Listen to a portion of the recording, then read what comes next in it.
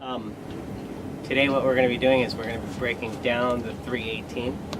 This is a Chrysler 318. It's a marine engine, so what you'll notice a few things about this engine is the exhaust manifolds are what we call wet exhaust. This is the type of thing, the exhaust manifolds that you use for a boat, and what it does is it mixes water with the exhaust and expels it out of the back of the boat. So one of the things that I told you when we started this series was that again, when you open up the engines of a car, it can be a little bit overwhelming. So what I noticed when I started working on these boats is that as soon as you open up the compartment for a boat engine, there's a lot of space and there's a lot of area where you can be less confused about the elements of the boat. So this part of the series, we're going to break this engine down and I'm going to go over all of the parts. Again, just a disclaimer, 4 months ago I had no idea what V8s were, what V6s were, internal combustion engines. I had no information on any of that. I was never really interested in cars because it was so complicated, but then with the boat that I bought, I have to kind of get into it, and it's really interesting. Again, some of the references that I use is Pete's Garage, so you can check out his YouTube channel. Amazingly professional in the way that he explains these old engines. For me, not a professional, so you're going to see some kind of really raw grunt working with these things, and I'm probably going to get terminology wrong and do things wrong, but hopefully this helps out anybody in here who's going through the same process as me. So the first thing you want to notice when you're breaking down one of these engines is you got all these hoses. So you have this hose here, it's connected to wherever it's connected to. It's kind of confusing, you have this hose here, you got this hose here, you got a bunch of wires, and these wires connect to the ignition system and all of that stuff. So we're going to start figuring out exactly what to do and break down things for you. So this is your distributor, all your spark plugs. This is your carburetor. This is a spark arrestor for marine, so it keeps any spark popping up out of here, because what could happen is this compartment fills up with fumes. It's covered. It's not like an automobile where it gets flushed out. The fumes get pulled out because of the automobile. This can build up fumes and essentially create a bomb. And so most of the parts of a marine engine need to be designed specifically for marine compartments and marine engines. So this is the thermostat. So I'm going to get to work just taking everything off. This right here, throttle cable attachment, comes right off. Okay. Let's start with these hoses.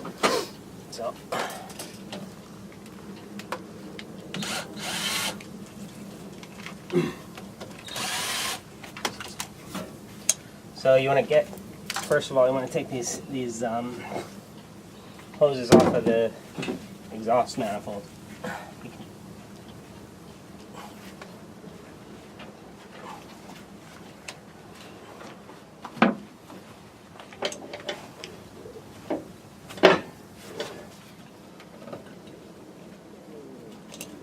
So if you look at these hoses, right? This is fresh seawater, and I told you yesterday that there are two types of cooling systems for these engines. There's your coolant, which rotates through the engine and keeps the internal parts of the engine cool. But then there's raw seawater. From this pipe here, it brings in fresh seawater, and the fresh seawater goes and it rotates through the engine to keep other parts cool.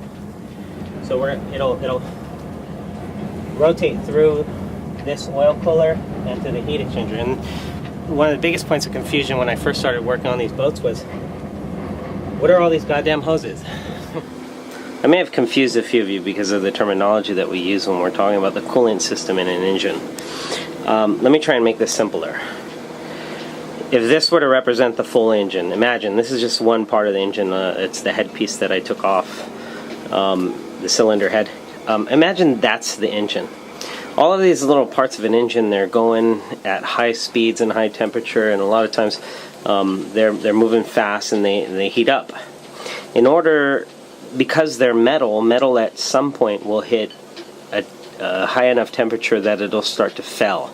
The pieces inside of it will kind of weld together, or they'll warp and they'll lose their shape, and the engine is going to go to shit. In order to keep that from happening, to keep the temperature of the engine from getting to failing temperature, you have your coolant system. Now, when they're in a boat, there are two types of coolant systems. There's what we call a freshwater coolant, freshwater cooled system. And when we say freshwater, we're not talking about ocean water. We're talking about coolant. No salt water, just the green or orange coolant that you buy in the automobile store, or at West Marine if you want to get your coolant specific to boats. And that coolant circulates through the engine. In a car, it goes into the radiator to cool off, and then as that coolant goes through the radiator's function is to make the temperature of the coolant go down, so that when it goes back into the engine part of your automobile, it starts to cool down the engine again, and you get that circular motion. Okay? So imagine this is the engine. In a boat, the radiator function is called a heat exchanger. Now, there are two chambers inside of this heat exchanger. One chamber is strictly for the fresh coolant or fresh water cooled system that, if you notice, is in a circle. Okay? So the green coolant goes into your engine, circulates around to cool down the engine pieces down, and then out of your engine, and it comes out really hot, goes into this pipe of the heat exchanger, stays in the coolant chamber, goes through the coolant, the cooler goes through the cooler, and the function of this heat exchanger is to cool down that coolant so that when it exits out the other side, it goes back into the engine, and now it's a cooled temperature so it can cool down the engine and keep the engine from getting at high temperatures. Now, the other part of this heat exchanger, you ask, how is it able to cool down the coolant? So a radiator takes like your radiator fan, or when an automobile is running, the air cools down the coolant inside of the radiator, and then it circulates back into the engine. Well, in a boat, if you notice, this hose over here goes into the other pipe, which is the other chamber, into the heat exchanger. So there's a pump here that's circulating, that's pulling water from the bottom of the boat. There's a hole in the boat, pulls water, not fresh water, sorry, this is where it gets confusing, the terminology. Raw seawater gets pulled in from a pump, gets sent through this into the other raw seawater chamber. Now, raw seawater here in California, again, is at about 55 degrees in the wintertime. Sometimes it'll get up to like 70 degrees in the summertime, but that raw seawater goes through here and is in a different chamber, and it cools down this heat exchanger. It meets the hot coolant that's trying to cool down from the engine. Usually they're running in different directions, so raw seawater coming in here, that means that coolant should be going the other way. As the raw seawater goes through here, this is not a circular line.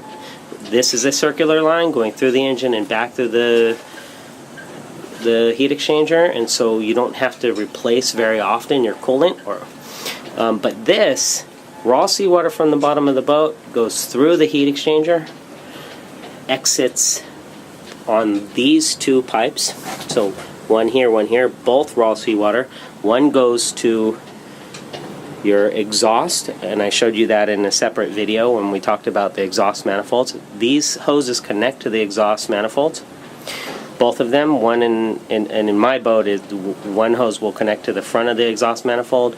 The other hose will connect to the back, and both shoot seawater out. The seawater that was used to cool this down goes out exhaust manifolds and then shoots out the back of the boat.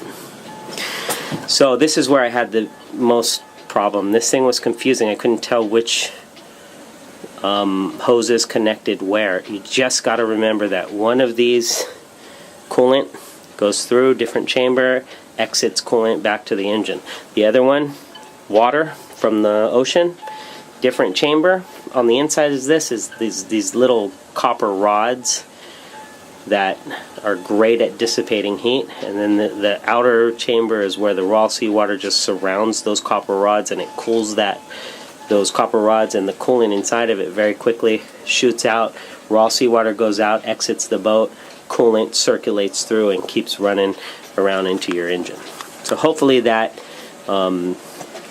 makes things a little bit less confusing for you guys. This thing bolts onto the side of your engine.